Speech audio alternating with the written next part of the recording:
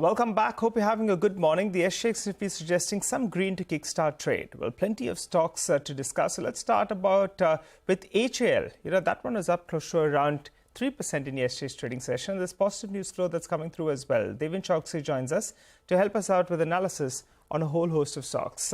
Morning, Deven. Thanks so much for joining in. What's your view on HAL? For the longest time, you're hearing the government is going to be selling some stake. They've done it periodically as well. But the stock just moves northward, now close to 3,400 rupees odd. Your view? Yeah, Nigel. Good morning. Well, on one side, the company remains absolutely, I think, very convincing from the business point of view. No doubt about it. The overhang continues as far as the stock market is concerned about the sale of shares by the government. Prime Minister's visit to USA is suggesting that he is going to sign some of the deals in which I think the development work for many of the companies, including HL, I think will probably get materialized because of the offset segment that they have in the defense segment as well. So from the perspective of looking at the business for HL, I feel that I think they are having far better visibility and clarity than they were ever had before in past.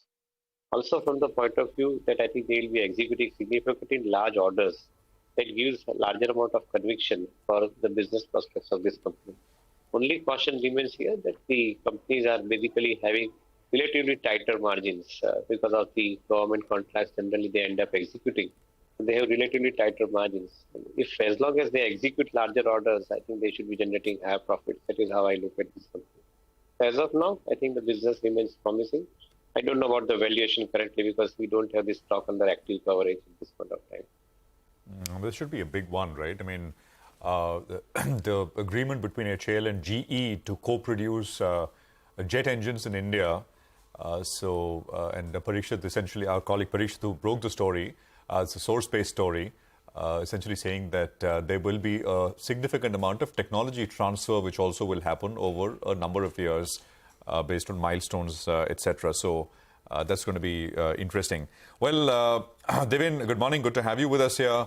Let's talk about IT, which all sold off yesterday. The index itself was down 2% on that EPAM news. Although I did notice that commentators, through the course of the day, by 3 o'clock, 3:15, when we had somebody from BNP with us, and we put that EPAM lowering their guidance to us, the view was moderating. It was a lot of one-offs. I mean, how they got exposure to markets like Ukraine, which are under pressure, so you can't generalize.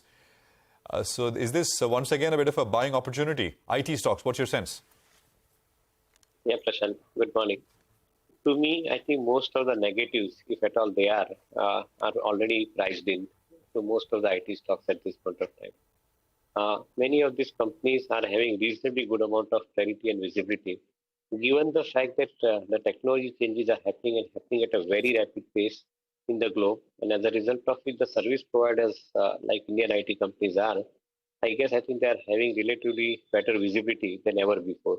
It's quite possible that in some cases you may not be getting the kind of orders that you are supposed to get in a particular period or a quarter, but that's okay as long as I think the outlook on the fundamentals remain promising. I would think that this is an opportunity for most of the investors who have been basically waiting to buy into some of the IT stocks. Reasonably priced, most of them, including Infosys, TCS of the world, and even for that matter, the mid-tier IT companies, which we like most. I feel that I think they're reasonably priced given the kind of growth that mid-tier IT companies are demonstrating. I would think that I think any correction in the price in general would probably mean that some of the companies remaining attractive proposition to buy into the portfolio. All right, Deven, what's your view on Coal India? The government of India went ahead and they sold some stake in the OFS. Now what happens is, in fact, the free float goes up.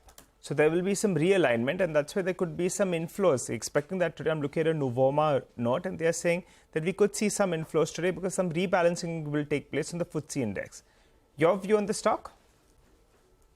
Nigel, I think the downside in this stock is not there. That is one thing clear. Even earlier period when there used to be skepticism that new funds will not get allocated to carbon emitting businesses, I think that concern is no more existing right now in the universe. I think people have realized that it is better to deal with the carbon emission than to, I think, prevent the sources where the energy gets generated. So that is also ruled out. So as a result of which, I think you are now likely to see the increased fund flow into the counters like Coal India. That is for sure. However, I think most of the positives, I think including the price increase, is getting priced into the stock largely because of the fact that I think over there the cost of wages also increasing for the company, and as a result of which I think the profit increase would probably get little bit neutralized, if not completely. So from that perspective, I think the fundamental things are already priced in, as I see at this point of time. Maybe if the allocation of funds increases into this particular stock, then there is a case for some amount of rally, some amount of upside in this particular company. As such, the valuation remains on a lower side, so there is no much scope, I think, for the stock price to go down. It at the most, I think, remains on the sideways for some time. But otherwise, I think it should be a buy opportunity given the prospect of additional funds flowing into this counter. Deven, do stay on. We've got a corporate waiting by to chat with us. Well, Deven Choksey is still standing by. Deven, thanks so much for waiting with us. You heard the conversation we had with Man Infra with regard to real estate, and they're indicating there's no slowdown as yet. In fact, they're talking about price increases even from here. What's your view on cement, though? Yesterday, that sector did very, very well.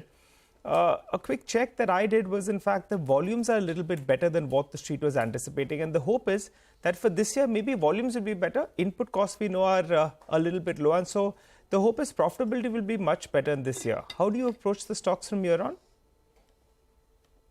It's a pertinent point, actually. I think on one side, demand scenario remains absolutely very convincing. Infrastructure projects, the real estate construction projects, all of them are asking for higher and higher amount of cement.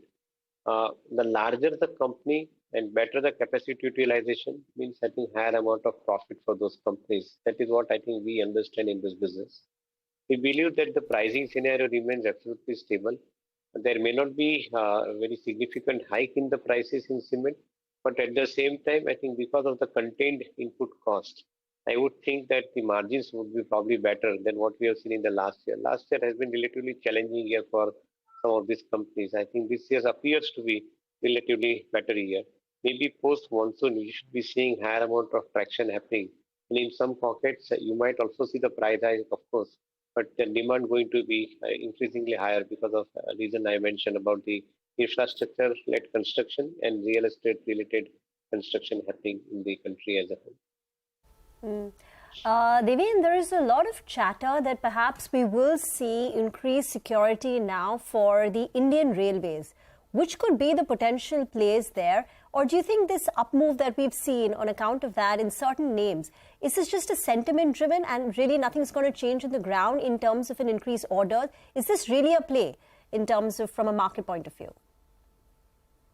So I think the railway segment definitely has been attracting a lot of new products, I think, and as a result of which many of the companies, including some of the newer entrants into the market, have been catering to the railway requirements, particularly I think in the area of the digital products, I think as I would call it as, I think they are maximum required at this point of time, and some of these companies are relatively, I think, well placed. Recently, we studied one of the Hyderabad-based company, and I guess I think that company is having relatively good amount of traction. So I would probably, I think, second the thought, yes, I guess the railway-related activities are going to increase eventually, and the technology-led product supply would be in demand hereafter. I'm not too sure about, I think, those other products, I think, where the railways are very tight on providing the margin, but the technology-led the components which are going into the, particularly into the security elements of the railway systems. I guess I think that is where probably you are going to see larger amount of growth coming for some of the younger companies which have recently entered into the markets. Okay, Deven, stay with us.